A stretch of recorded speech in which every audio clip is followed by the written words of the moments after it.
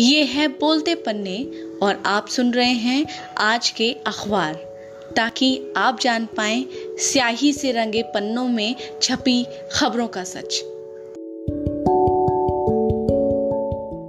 G20 के पहले दिन आम सहमति बनाने के मामले पर नई दिल्ली को जो सफलता मिली, इसे घरेलू मीडिया में तो सराहा गया, लेकिन विदेशी मीडिया ने इसे किस तरह देखा? साझा घोषणा पत्र से यूक्रेनी राष्ट्रपति क्यों नाराज हैं और बाइडेन व मोहम्मद बिन सलमान की मुलाकात की अमेरिका में निंदा क्यों हो रही है? और यूरोप को भारत से जोड़ने वाले इंफ्रास्ट्रक्चर प्रोजेक्ट को अमेरिकी अखबारों ने क्यों प्रमुखता दी? आज के अखबार के इस एपिसोड में हम इन्हीं विषयों पर चर्चा करेंगे। नमस्ते, मैं हूं शिवांगी, ये है बोलते पन्ने और शुरू करते हैं आज का कारवां। इन अखबारों की समीक्षा शुरू करने से पहले आपको बताना चाहते हैं कि सबसे खास बात ये सबसे चौंकाने वाली बात ये है कि किसी भी विदेशी अखबार ने अपने पहले पन्ने पर G20 से जुड़ी किसी भी खबर को शामिल नहीं किया है। हालांकि सभी अखबारों ने अपने अंदर के पेजों पर इसकी विस्तार से रिपोर्ट की है। साझा बयान में इस्तेमाल की गई भाषा के रूस के प्रति आक्रामक न होने को न्यूयॉर्क टाइम्स ने हाईलाइट किया है। एनबाय ने लिखा कि G20 घोषणा में रूस पर युद्ध की निंदा को हटा दिया गया, जिसे पिछले साल बाली में हुए G20 सम्मेलन के दौरान डॉक्यूमेंट में शामिल किया गया था। साथ ही अखबार ने यह भी लिखा कि साझा बयान का समर्थन करते हुए अमेरिकी अधिकारियों ने कहा है कि यह पिछले साल जारी हुए दस्तावेज के आधार पर ही तैयार किया गया साझा बयान है और अमेरिका लगातार प्रयास कर रहा है कि यूक्रेन में शांति आए। दूसरी ओर वॉशिंगटन पोस्ट ने G20 में आम सहमति से जारी हुए साझा घोषणा पत्र को लेकर लिखा कि 37 पन्नों के 83 बिंदुओं वाले इस बयान में कई बार रूस के यूक्रेन में जारी युद्ध का संदर्भ दिया गया है। अखबार लिखता है, चूंकि रूस भी इस समूह का हिस्सा है, इसलिए यह आशंका जताई जा रही थी कि युद्ध को बयान में शामिल करवाना आसान नहीं होगा। हालांकि साझा बयान को लेकर अखबार ने यह भी लिखा है कि बयान में उपयोग की गई भाषा सीधे तौर पर रूस के यूक्रेन में युद्ध पर केंद्रित नहीं है।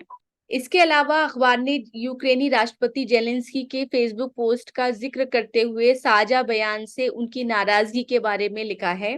फेसबुक पोस्ट में जेलेंस्की ने लिखा कि G20 में ऐसा कुछ भी नहीं था जिस पर गर्व किया जा सके। साझा बयान में जो भाषा इस्तेमाल की गई है वह रूस के आक्रामक रवैये को नहीं दर्शाती है। दूसरी तरफ साझा बयान को लेकर अमेरिकी सरकार के रुख को दर्शाता एक बयान इस अखबार ने भी प्रकाशित किया है। अमेरिकी नेशनल सिक्योरिटी एडवाइजर के हवाले से प्रकाशित बयान में लिखा गया है कि G20 में बतौर अध्यक्ष देश यह भारत के लिए एक महत्वपूर्ण मील का पत्थर है और यह दर्शाता है कि यह समूह उन मामलों पर भी आम सहमति बना सकता है जिसको लेकर कुछ सदस्य अलग विचार रखते हैं, जिनमें से रूस के यूक्रेन पर जारी युद्ध का मामला भी एक अहम मुद्दा है। अपनी खबर में पोस्ट ने नई दिल्ली में कड़ी सुरक्षा और शहर में प्रतिष्ठानों के बंद होने का भी जिक्र किया है। साथ ही यह भी लिखा कि सत्र के दौरान प्रधानमंत्री मोदी की नेम प्लेट पर प्राइम मिनिस्टर ऑफ इंडिया की जगह प्राइम मिनिस्टर ऑफ भारत लिखा हुआ था, जो कि देश के नाम की ब्रांडिंग में आए बदलाव को दर्शाता है, जो कि इस समय घरेलू राजनीति में विवाद और आलोचना का मुद्दा भी बना हुआ है। G20 आयोजन को लेकर लॉस एंजलिस टाइम्स अखबार ने लिखा कि G20 में आम सहमति से जारी हुआ साझा बयान अन्य मामलों के साथ युद्ध के मामले को भी संबोधित करता है। इसमें कहा गया है कि कोई भी देश बलपूर्वक सीमाएं नहीं बदल सकते। अखबार ने अपने आधे पन्ने की कवरेज में यूक्रेन राष्ट्रपति जेलेंस्की को निमंत्रण न दिए जाने की खबर को भी शामिल किया है। साथ ही व्हाइट हाउस के principal deputy national security adviser के हवाले से लिखा कि हमने यूक्रेनी राष्ट्रपति को इस आयोजन में शामिल करवाने के लिए जोर दिया था, लेकिन बदकिस्मती से यह हमारे हाथ में नहीं था। यानी यहाँ समझा जा सकता है कि G20 के अध्यक्ष भारत ने अमेरिका के जोर दिए जाने के बावजूद रूस के साथ अपने रिश्तों की स्थिति को संतुलित बनाए रखने के लिए यूक्रेनी राष्ट्रपति को G20 आयोजन के लिए नई दिल्ली नहीं बुलाया था। इसी मामले पर वॉशिंगटन पोस्ट और न्यूयॉर्क टाइम्स ने भी खबर दी है कि जेलेंस्की को भारत बुलाने के मामले पर अमेरिकी अधिकारी असफल हुए हैं। लॉस एंजलिस अखबार ने G20 सम्मेलन में हुए एक बड़े फैसले को हेडिंग बनाया है। इसकी हेडिंग है, बड़ा फैसला, बाइडेन और G20 सहयोगियों ने रेल प्रोजेक्ट की घोषणा की। खबर में बताया गया है कि बाइडेन और सहयोगियों ने नई दिल्ली में हुए G20 सम्मेलन के पहले दिन शनिवार को रेल व शिपिंग कॉरिडोर योजना की घोषणा की है, जो कि इंडिया को मध्य पूर्व और यूरोप से जोड़ेगा। बाइडेन ने कहा है कि यह एक बहुत बड़ी डील है, इससे व्यापार को बढ़ावा मिलेगा, ऊर्जा संसाधनों की आपूर्ति और डिजिटल कनेक्टिविटी भी मजबूत होगी। खबर में यह भी बताया गया है कि व्हाइट हाउस ने इसमें आने वाले खर्च की जानकारी नहीं दी है। हालांकि सऊदी के राजकुमार मोहम्मद बिन सलमान ने घोषणा के दौरान 20 अरब डॉलर राशि का जिक्र किया है। यह साफ नहीं है कि क्या यह राशि इस प्रोजेक्ट के तहत सऊदी के योगदान से जुड़ी है या फिर पूरे प्रोजेक्ट का बजट है, ऐसा अखबार कहता है।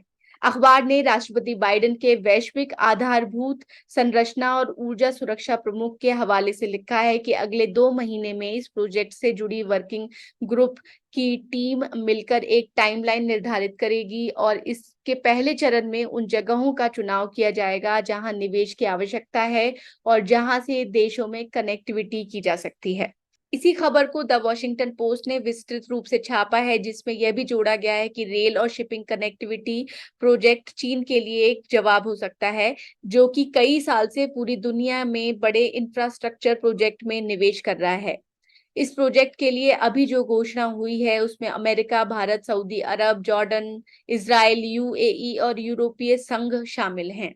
सऊदी राजकुमार मोहम्मद बिन सलमान के साथ अमेरिकी राष्ट्रपति जो बाइडेन की गर्मजोशी भरी मुलाकात को लेकर भी अमेरिकी अखबारों ने विस्तार से लिखा। लॉस एंजलिस टाइम्स अखबार ने लिखा कि पिछले साल जेद्दा में हुई मुलाकात में प्रिंस सलमान से जो बाइडेन ने हाथ मिलाने की जगह फिस्ट बम्प यानी एक दूसरे के सीधे हाथ की मुट्ठी टकराना किया था। इस जेस्चर को लेकर समझा गया कि दोनों के बीच तल्खी बरकरार है। नई दिल्ली में दोनों नेताओं के बीच गर्मजोशी भरी मुलाकात को सभी अमेरिकी अखबारों ने प्रमुखता से प्रकाशित किया है। यूएसए टाइम्स ने सिर्फ इसी खबर को प्रकाशित किया। इसके साथ ही रेल कनेक्टिविटी प्रोजेक्ट को लेकर भी जानकारी मेंशन की है। इसके अलावा G20 से जुड़ी कोई अन्य खबर इस अखबार ने नहीं दी है। वॉशिंगटन पोस्ट ने जो बाइडेन और सऊदी क्राउन प्रिंस की मुलाकात को लेकर लिखा कि 11 सितंबर को 9/11 हमले की वर्षी से पहले हुई इस मुलाकात को लेकर